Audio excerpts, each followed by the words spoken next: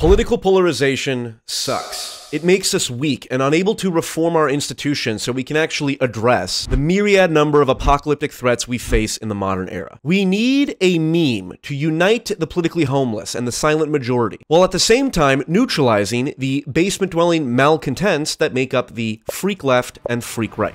That meme is Enlightened Centrism.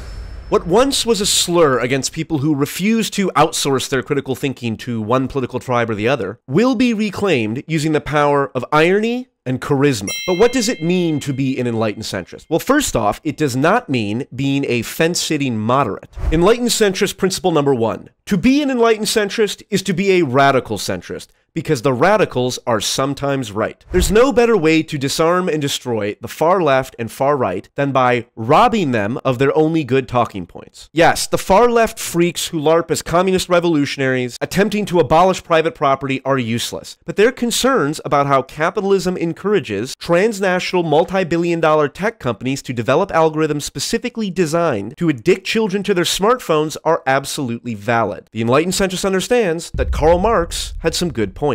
And yes, the far-right theocratic fascists who want to repeal gay marriage and make contraception illegal are also useless, but their concerns about moral decay and the rampant nihilistic consumerism that has replaced religion are absolutely valid. The enlightened centrist understands that Tucker Carlson makes some good points. Instead of wasting time supporting the positions and policies of one tribe over another, the enlightened centrist advocates for policies that every person with any shred of rationality would agree on. Whether it's pushing for the rapid adoption of nuclear energy to foster clean energy independence, or whether it's banning smartphones from elementary and middle schools to protect children from social media psychosis, let's just do the things that everyone agrees should be done. Enlightened centrist principle number 2. We must steelman those we disagree with using radical empathy. Unlike your run-of-the-mill moderate centrist, the enlightened centrist has enough spine to take strong moral stances on issues that warrant it. For example, the enlightened centrist is radically opposed to things like gay conversion therapy for children, just as much as they are radically opposed to the for-profit pseudoscientific medical experimentation being done on minors. But our opposition is rooted in empathy. If I was a parent and I genuinely believed that my child's life was in danger, if I did not let them transition to the sex that they believe they were, especially when almost every major medical institution affirms said treatment, of course I would be inclined to allow my child to transition. By the same token, if I was a parent and I genuinely believed that my child being gay would cause them to burn in hell for eternity, especially when my entire religious community affirms that belief, then of course I'd be inclined to send my child to gay conversion camp. The reason we can take such strong moral stances against these behaviors is because our conviction is rooted in genuine empathy and attempting to understand the human conditions that lead people to adopt these immoral behaviors in the first place. Enlightened centrist principle number 3.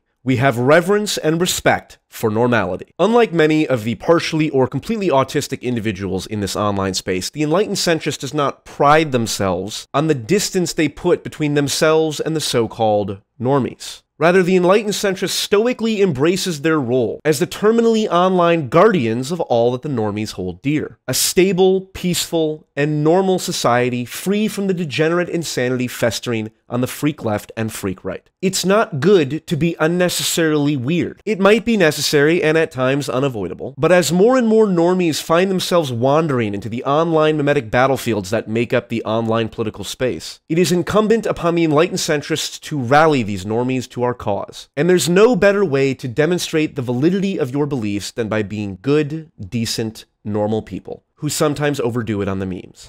Enlightened centrist principle number 4. Memes are our greatest weapon. There's no shortage of technological horrors bearing down on us every day, but social media has bestowed upon us an opportunity afforded to no human in the past. Just as one person eating the wrong bat can produce a disease that will eventually spread across the world, one person can develop a meme that will eventually spread across the internet and into the minds of all those connected to it. Humor and irony are the mimetic languages that the DNA of memes are coded in. Instead of resisting this tricky linguistic framework, the enlightened centrist embraces and operates from within it, understanding that comedy, humor, and irony are powerful vectors of mimetic transmission. Every enlightened centrist meme will look different. Many of mine take the shape of video game metaphors. But no matter what subculture you're a part of, so long as you embrace the underlying principles of enlightened centrism, your memes are our memes are your memes, and together we will win the war of ideas known as the Great Meme Wars. Enlightened centrist principle number 5. We shall not go quietly into that good night. I'll be honest, this last principle is the one I struggle with most. There's no shortage of reasons to be pessimistic and fearful of the future. It's very easy to take the black pill and to surrender to the ever-present temptation of hopelessness and nihilism. But the night is darkest before the dawn, and wherever two or more enlightened centrists gather, the spirit of rugged optimism remains alive. Yes, the childless Silicon Valley billionaires will probably unleash AGI onto the world and risk the destruction of the human race. But last I checked, those robot dogs are not immune to hot lead. I did not descend from 100 billion generation of biological fleshy ancestors just to get bodied by some B-tier rendition of Skynet. Yeah, the hand we got dealt isn't great, but the enlightened centrist plays the hand as best as we can. And soon, when our memes have spread across the world and the masses are on our side, everyone will see